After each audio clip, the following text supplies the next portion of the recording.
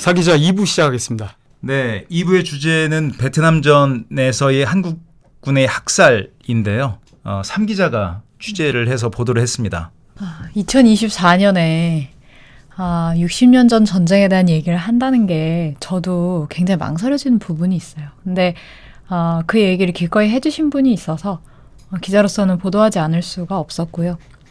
여기 이제 앞에 나와 있는 송정근이라는 분이시고 마침 또 올해가 베트남전에 우리 군이 파병된 지 60년 되는 해예요.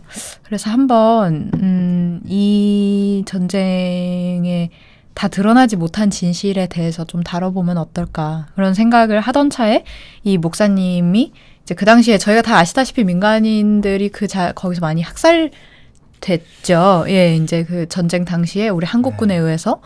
근데 이제 그 일원 중에 한 분이었던 목사님이 나오셔서 내가 그 가해자의 일원이었고 이게 어떠한 상황이 그때 발생했죠. 왜냐면 우리 지금 전시 상황이 아니기 때문에 그런 일이 도대체 왜 발생하는지 이해하기가 되게 어려워요. 그렇죠. 그런 부분에 대해서도 좀 설명을 하시고 그런 기사를 제가 썼습니다. 그 기사 보면서 참 충격받은 게 저는 이제 베트남전에서의 한국군 학살, 한국군에 의한 학살이 있었다고 들었지만 기사에 보면 100건 이상 있었던 것으로 그렇게 우리가 추정을 하고 있더라고요. 그러니까 사실 너무나 가슴 아프고 죄송한 일이죠. 베트남 그 국민들께.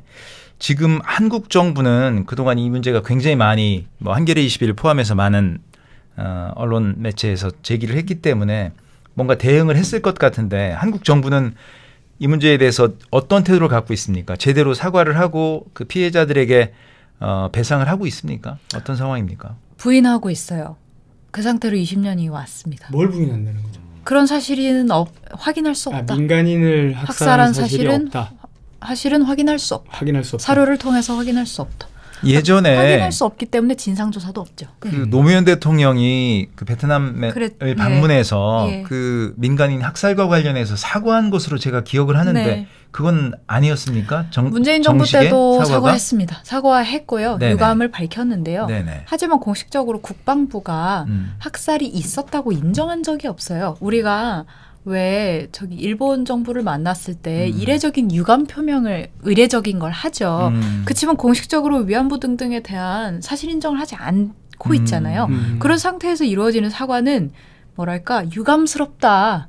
뭐 이 이상으로 나아갈 수가 없는 거죠. 되게 단적인 예가 문재인 정부 때 그래서 사과를 했거든요. 네. 유감이라고 했는데 그러고 얼마 지나지 않아서 이 베트남전 파병 시기가 됐을 때 이거를 이제 기념하면서 여러분들 덕분에 우리가 경제적인 성장을 이뤘다라고 했을 때 베트남 정부에서 굉장히 불쾌한 반응을 말도 안 되는 소리를 했군요. 그렇죠. 왜냐하면 근데 우리나라의 공식 기억은 그거예요. 베트남전에 우리가 파병함으로써 경부고속도로를 깔았다.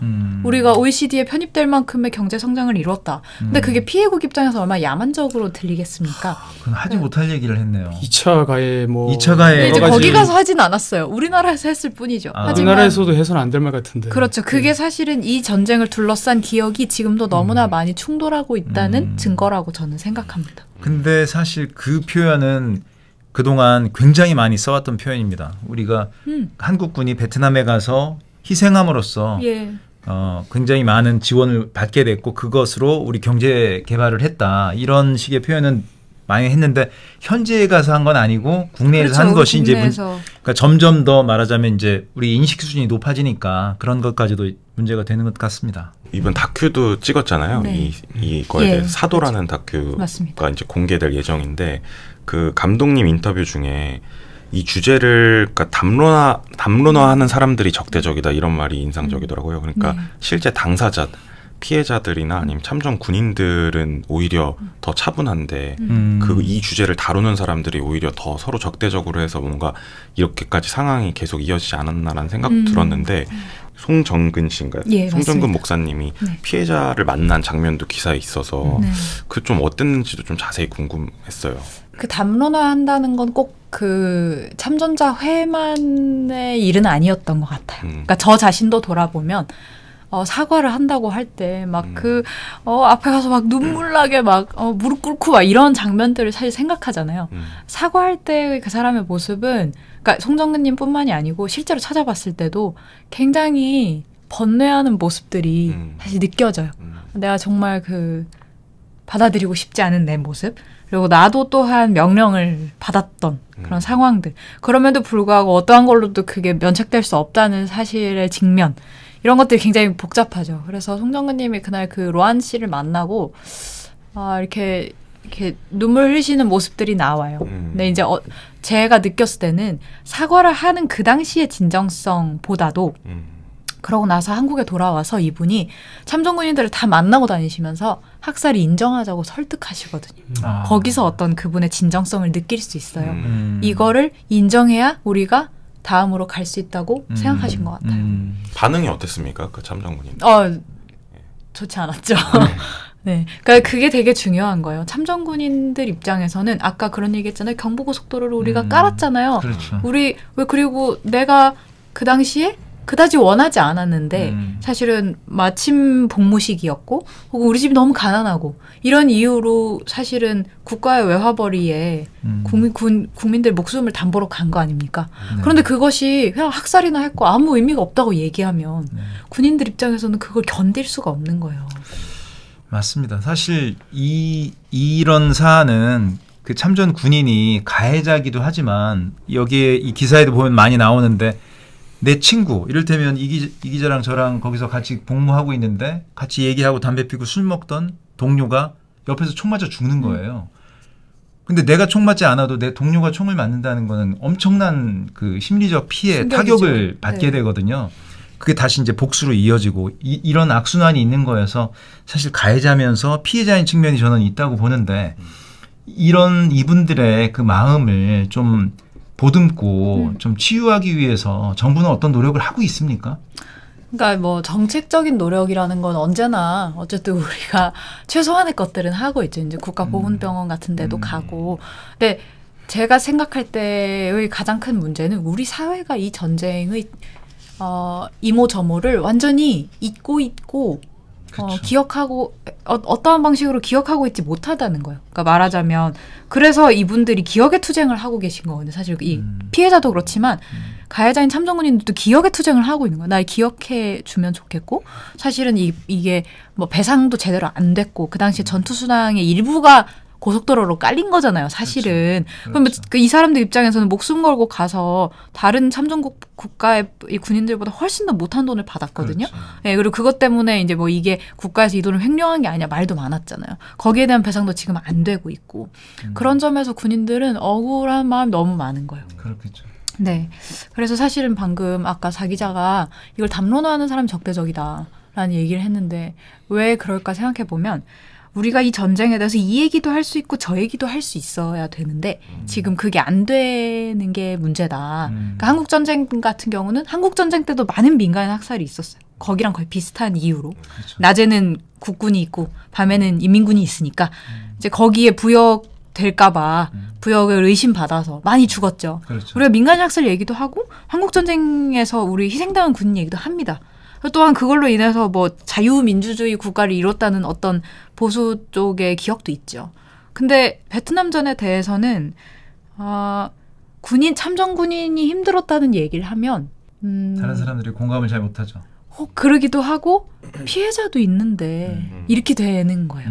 우리가 들어줘야 되는 얘기가 뭘까 생각하면 제가 생각할 때는 남의 나라 전쟁에 파병을 해서 고속도로를 읽었다는 이런 굉장히 야만적인 뭐랄까 이제는 좀 지양해야 되는 그렇죠. 이 인식을 이 얘기는 우리가 많이 들어왔죠. 네. 우리가 이렇게 고생했는데 이 얘기 많이 들었죠.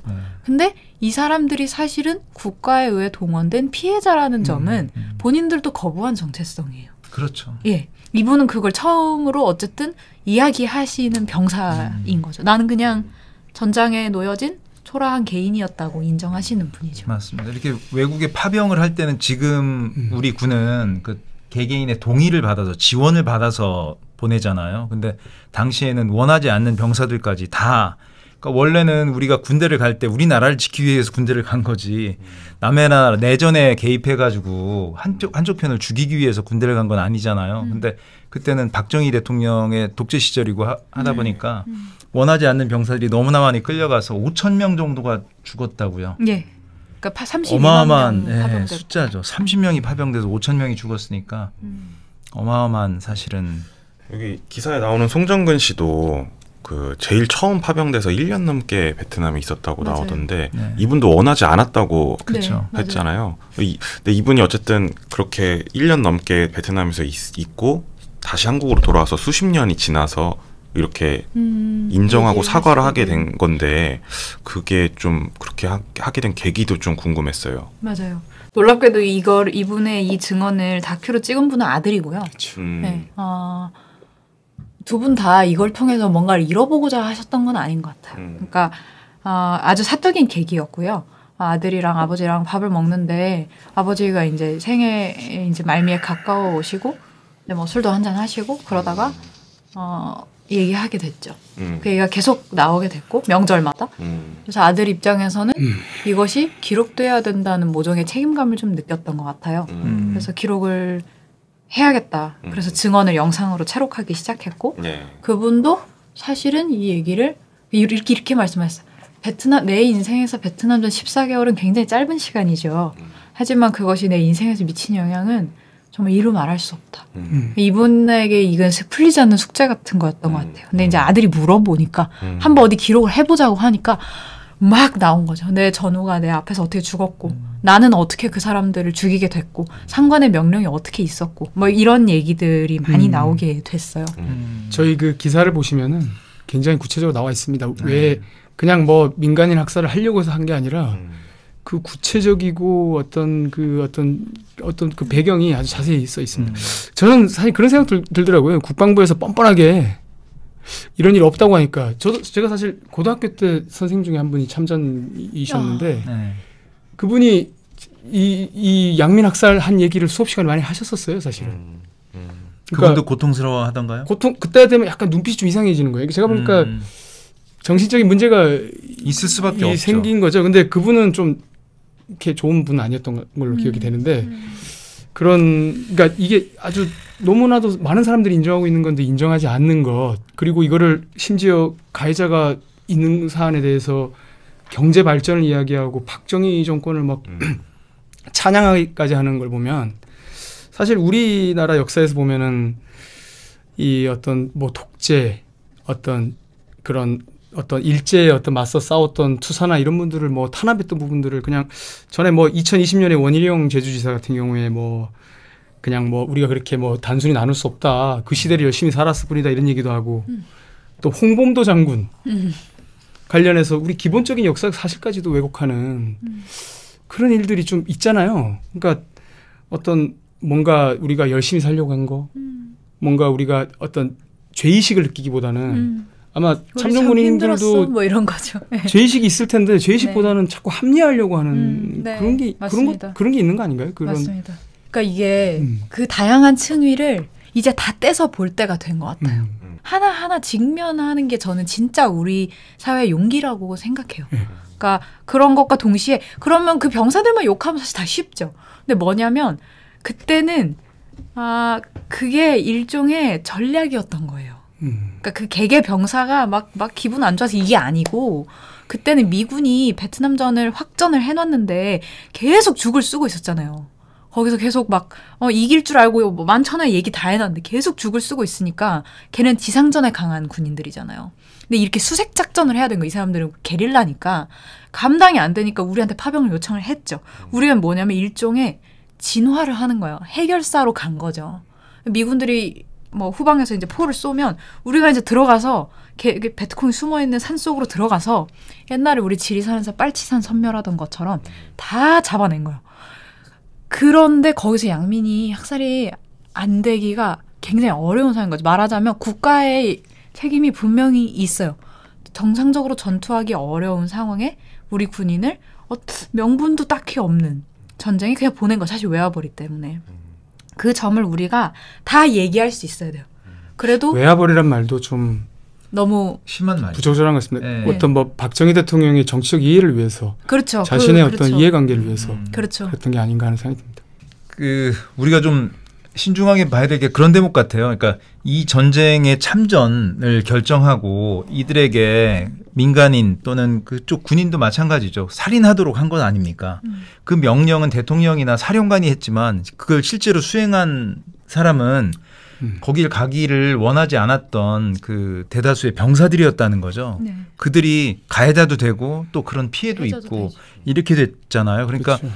사실 상상할 수 없는 일이잖아요. 누군가를 죽인다는 것. 그리고 그게 아무리 그 전쟁이고 합법적인 거라고 하더라도 그리고 내 주변에 있는 내 친구나 동료가 내 옆에서 죽는다는 것 이런 건 상상하기 어려운 일이기 때문에 이분들의 그 어떤 정신적인 그 상태가 정말 우리가 상상할 수 없는 굉장히 고통스러운 상황, 어려운 상황에 있을 거라는 걸 기본적으로 우리가 인정을 하고 이 문제에 접근을 해야 되지 않을까 싶어요. 그러니까 정부나 당시에 그 사령관이나 이런 그 책임자들을 우리가 욕을 해야지 이분들의 그 건강할 수가 없는 거 아닙니까 정신적으로? 그렇네요.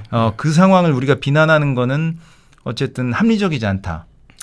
인권적이지도 않다 이런 생각이 듭니다. 그 상황에서도 끝내 하지 않은 사람이 있었을 거예요. 그렇기 때문에 물론 이제 상관의 명령을 어기기 어려웠겠지만 기본적으로 이 병사가 그 명령을 수행했다는 점에서는 돌이킬 수 없을 거예요. 그 당시의 상황을.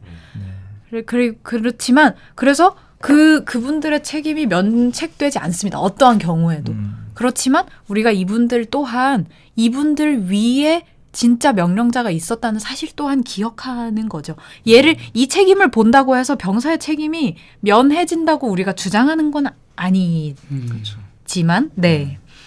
그렇습니다. 아무도 면해줄 수 없는 일이죠. 그러니까요. 살인을 만약에 했다면 민간인을 그러니까. 죽였다면 아무리 그 면책이 된다고 우리가 설명을 해도 그 마음속에서는 아마 스스로 면책되기가 어려울 것 같습니다. 혹시 그 베트남 전쟁 때 민간인 학살 뭐 명령이든 이런 게 있었을 때 거부한 분들도 있어요. 있었고 근데 그런 사람들은 난 거부했다 이러고 나오지는 않아요. 근데 저희가 간접적으로 참전군의 증언을 통해서 알게 된 사실은 그게 너무 괴로워서 자기 발을 쐈다는 거예요. 그럼 부상병이 돼서 후방으로 갈 수 있거든요. 발을 쏘거나 혹은 이렇게 막 발포를 하고 있을 때 자기 손을 슬쩍 드는 거예요. 그러면 손이 빵 맞잖아요. 그럼 나갈 수 있어. 그래서 자해를 했던 군이 되게 많았대요. 그분들의 증언은 아직까지 나오지. 그러니까 저도 조금 사료를 봐야겠지만 그거를 이렇게 전면적으로 내가 그렇게 했다 이렇게 얘기하시기보다는 어쨌든 이 전쟁 자체가 되게 잊혀진 전쟁이잖아요. 그러다 보니까 이제 그냥 손주들에게 했던 것들이 책으로 조금씩 이제 뭐 기록이 된 경우이고 그래서 이제 뭐 자해를 했다든지 혹은 그 당시에는 미군들의 경우에는 상관을 죽인 일이 많았어요. 그래서 상관을 살해하는 일. 그러니까 이 전쟁에 이걸 견딜 수가 없으니까 어느 날 그냥 상관이 있는 사무실 문 열고 그냥 빵 쏴버리는 거죠. 그만큼 괴로웠던 것 같아요. 플래툰이라는 영화가 있는데 그 영화가 그런 그 부대 안에서 그렇죠. 이런 어떤 극한의 상황을 두고 벌어지는 갈등 그래서 거기서 벌어진 살인 뭐 이런 것을 다룬 정말 어떻게 보면 잊혀진 전쟁이고 소수의 사람에게 그 정말 씻을 수 없는 고통을 우리 내부에서도 줬던 그런 전쟁이 아닌가 그런 생각이 듭니다.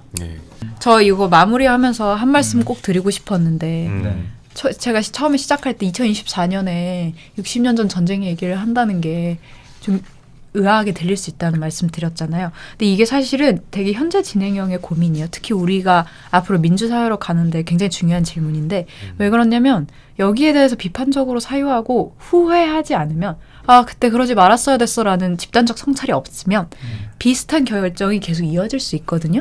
무슨 얘기냐면 우리 이라크 때 또 파병했잖아요. 그렇죠. 사실 베트남전 때 그렇게 많은 사람이 죽었고 그 당시에 그런 비판적 성찰이 있었으면 이라크 때는 사실 파병하지 말았어야죠. 그러니까 물론 그때는 자이툰 부대는 지금보다는 훨씬 나은 상황이었다고도 얘기하지만 지금 이라크전에서 겪은 트라우마에 대해서도 논의가 없잖아요.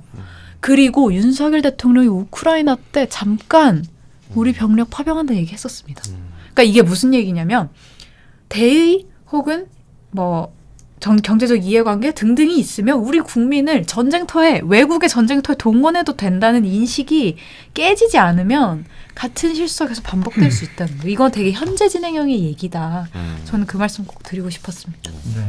우리가 이라크 전쟁에 파병한 것이 노무현 대통령 때인데 그때 어마어마한 논란이 진보 진영 안에서 벌어졌고 그때 노무현 대통령은 비전투병을 파병하는 것으로 그러니까 한미 동맹의 중요성을 고려해서 비전투병을 파병하는 것으로 그렇게 타협을 해서 했는데 참 고민스러운 문제입니다. 왜냐하면 우리나라에도 우리나라를 지키기 위해서 미군이 와 있잖아요. 그리고 우리는 우리 동족인 북한군을 막기 위해서 물리치기 위해서 모두 군대를 가야 되는 그런 상황이고 심지어 뭐 여성도 이제 군 자원이 너무 부족해서 여성까지도 가야 되는 것이 아니냐 하는 이런 이제 어려운 상황에 있는데 이런 파병 문제까지도 사실 그래서 윤석열 대통령의 외교가 신중해야 된다는 또 그런 이야기들도 많이 나오죠. 우리가 미국이나 일본과의 동맹에 너무 깊숙이 들어가면 이런 요구를 받았을 때 우리가 빠지기가 너무 어렵거든요. 근데 지금 윤석열 대통령이 너무 좀 앞으로 나가는 것 같아서 걱정이 신중하고는 좀 거리가 먼 분. 굉장히 거리가 먼 그 상황이죠. 그래서 이런 국가 안보의 문제 그리고 인권의 문제 그리고 그런 어떤 희생자들의 치유와 또 사회 복귀 이 문제 우리가 계속 관심 갖고 보도해야 하겠습니다. 앞으로도 이 베트남전 문제 한겨레 21이 정말 비중 있게 다뤘던 문제잖아요. 그러니까 끊어지지 않게 계속 노력해 주십시오. 오늘 고맙습니다. 이번 주에 한겨레 21이 어떤 기사들 준비하고 있는지 좀 얘기를 해볼까요? 3기자 뭐 준비하고 있습니까? 저는 이제 베트남전 후속으로 하나 더 준비. 바로 제가 1분 전에 말씀드렸는데 바로 준비를 시작했고요. 네. 4기자. 저는 한 달 전쯤에 수십 년 된 천연림 베어내고 관광객들 위해서 자작나무 숲 심었다 이런 보도를 해드렸는데 그거를 좀 추가 취재를 더 해봤거든요. 네. 그래서 이 천연님들 가치를 매기 어려운 이 좋은 숲이 얼마에 팔렸는지 이 산림청은 왜 이런 사업을 하는지 이런 좀 자세한 배경 맥락을 좀 들여다보는 기사를 준비 중입니다. 그렇군요. 우리 4기자가 이 기자하고 점심을 자주 먹다 보니까 점점 더 이 기자 쪽으로 동기화되는 것 같은 느낌이 듭니다. 트리류라고 해야 되지 않을까. 넘기고 있는 겁니까? 트리 쪽은? 그래서 꼭 제가 아니더라도 이 기자가 아니더라도 많은 기자들이 관심 가져야 돼요. 생각이 좀 잘못됐습니다. 네. 아니 나무나 숲을 쓰는 기자가 많아져야지. 그렇죠. 원래 저도 숲이나 나무 기사 그러니까. 그 전에 썼습니다. 근데 우리 이 기자 나오면서 거기 제가 그쪽에서 살짝 좀 비켜나 있는데 또 4기자까지 이걸 맡는다고 하니까 참 좋습니다. 기분 좋고요. 네. 우리 이 기자는 어떤 기사 준비하고 있습니까? 저 이번에 이재명 대표 피습 관련해서 증오 정치 이렇게 많이 나온 얘기 같지만은 좀 다르게 접근해 보려고 하고요. 네. 복수에 눈먼 사람이 있어가지고 그분도 한번 좀 추적하려고 합니다. 복수에 눈먼 사람은 누굽니까? 손바닥에 왕자 새겼던 분이 좀 복수에 눈먼 게 아닌가 이런 좀 의심을 가지고 접근하고 있습니다. 네네. 네. 저도 이 기자와 함께 증오 정치, 혐오 정치에 대해서 취재해서 보도할 예정입니다. 저희는 다음 주에도 열심히 준비해서 더 좋은 기사로 찾아뵙겠습니다. 네, 저희가 준비한 소식은 여기까지였는데요. 저희 중요한 얘기가 하나 빠져서요. 네, 저희 우주 최강의 시사주간지 세상을 달아보는 든든한 벗 한겨레 21을 만나는 가장 쉽고 빠른 방법 소개해드립니다. 바로 한겨레 21 정기구독인데요. 이제 교양 시사 꽉 채운 우리 한겨레 21을 원하는 장소에서 바로 가장 편하게 받아보실 수 있습니다. 지금 바로 1566-9595로 전화 주시거나 더보기란 링크 확인해주세요. 시청 소감이나 질문, 제보 등도 받고 있습니다. 지금 화면 아래 메일 주소로 의견 남겨주시면 저희가 적극 반영하도록 하겠습니다. 올해도 지난해보다 더 열심히 취재하고 보도해서 여러분에게 좋은 뉴스 전해드리겠습니다. 주말에 나오는 한겨레 21도 많이 봐주시고요. 1, 2, 3, 4 사기자와 사기자 새해 복 많이 받으십시오. 고맙습니다. 새해 복 많이 받으세요.